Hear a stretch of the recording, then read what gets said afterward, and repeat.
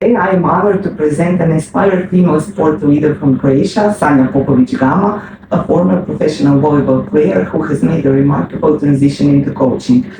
As a part of the European Union CEO-funded project fostering female management leaders in sport, we are exploring her journey and insights on gender equality and leadership in sports. Ms. Sanja Popovic-Gama, born in 1984, she is a well-known figure in Croatian and European volleyball. Over the years, between 2003 and 2021, she competed in some of the strongest European leagues, representing top clubs across Croatia, Russia, Italy, Poland, Turkey, Romania, Hungary, and even South Korea. Her remarkable journey includes playing in the prestigious Champions League and SIV Cup. As a key player and captain of the Croatian national volleyball team, Sanja showcased her talents in numerous European and World Championships, as well as the Mediterranean Games.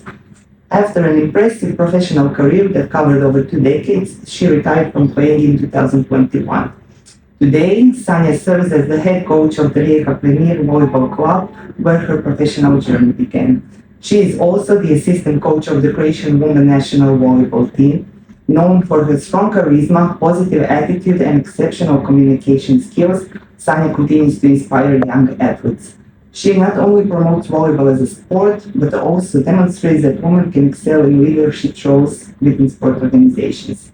Sanja, thank you for coming today. You're welcome. Your impact on the volleyball world is enormous. For your remarkable career as a player in the top European leagues and for your national team, what was the biggest challenge you faced when you were transitioning from being a player to becoming a coach now? Hello, and thank you for inviting me for this project. I'm very, very honored.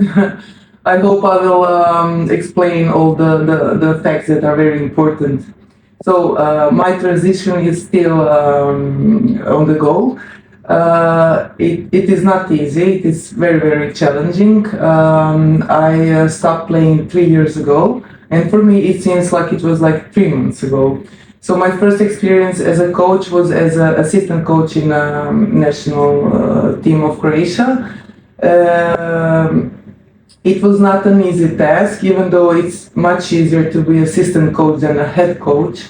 So I think the steps I made from beginning are okay for starting as an assistant coach. It is very challenging to put your mindset on that you're not a player anymore. That these girls are much younger and much less experienced than you are. So I played for a long time until I was 37 years old. So it was really hard to remember what was I like when I was 22, like my girls on national team. Was I able to do these tasks or not? Was I able to understand the tactics as well as I'm understanding them now at 40s? So I'm still transitioning to this mindset, and I think I'm on a good way. Yes, great, thank you. I believe it is challenging. As a former leader on the court and now in a coaching role, how do you adapt your leadership style in these different environments? You were a captain when you were playing, and now you are a coach. What is The first thing you need to do is not to compare others with yourself. We are all individuals, even though this is the same sport, same tactics, same desire, but at the same time, it is hard to push somebody to be leader. I also think this just comes from nature. You don't have to be the best player on the court to be the leader on the court. So I'm trying to explain girls to be brave and not to be scared of mistakes or failure or losing a game. And I'm still trying to learn how my girls think, because this is the new team also for me. And after 1 month now, I can see who might become the leader or finisher, how we say in the volleyball court. Of course. You have become a role model for many young female athletes. How important do you think it is for young women to see female leaders in sport, and what advice do you have for them? I think this is really, really important because of self-esteem. I'm now 40 years old, but when I was a child, there was always more men athletes as maybe role models to girls. When I was a kid, I used to watch Michael Jordan as a idol or a role model. So now things really changed, and I'm really happy about it. I saw an information on internet that on the last Olympics in Paris, there was 50-50% between male and female athletes, which is really great success. I would advise girls that they shouldn't be scared of anything. They should believe in themselves and be fearless because a woman can achieve really a lot. Yes, that's inspiring. Thank you. Women representation in coaching, especially at high level, is still limited. What are your thoughts on this, and how do you see the future of women leadership roles within volleyball? Well, yes, that's a fact. I played in 17 or 19 different clubs, and only one time I had a female coach, professional female coach. This is, let's say, a problem. It's not a problem. It's because of motherhood. When we finish our playing career, of course, we want to become moms, as happened to me. So, thanks God. But without support of my husband and my family, for me going 4 months away and being with the national team and coming back and immediately starting with my local team, it wouldn't be possible.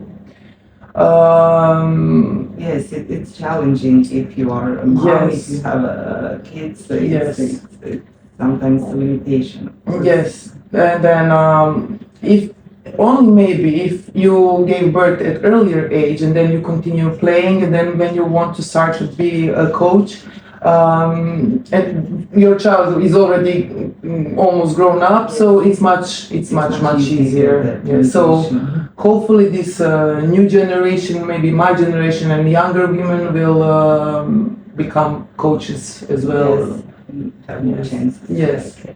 How important is mentorship for female athletes and coaches?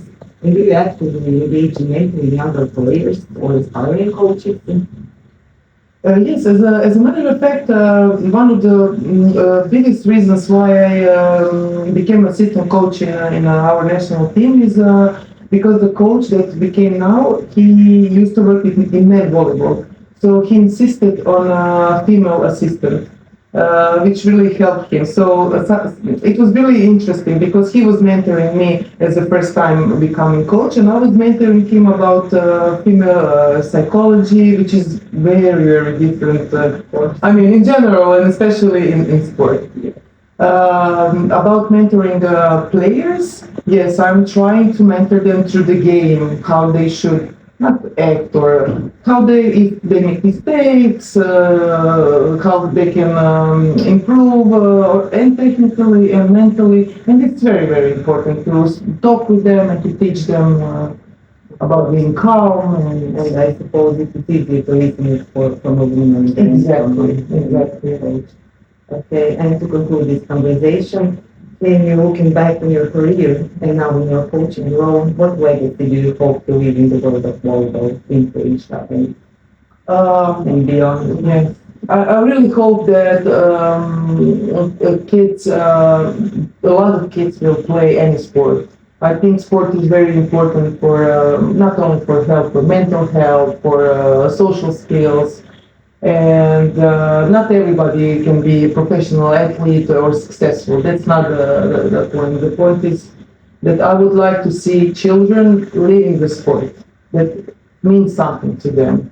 And I hope that I'm a good example. Of course, I'm sure you are. Thank you. Thank you, Sanya, for taking the time to share your experience and your opinions with us, your journey from a top level player to a successful coach and a leader in volleyball is truly inspiring.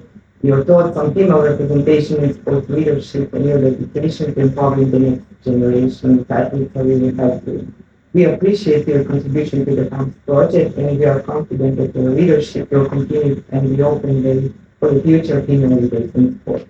We wish you best of luck in your ongoing work and thank you for joining us. Thank you for giving me opportunity to show my opinion. Thank you.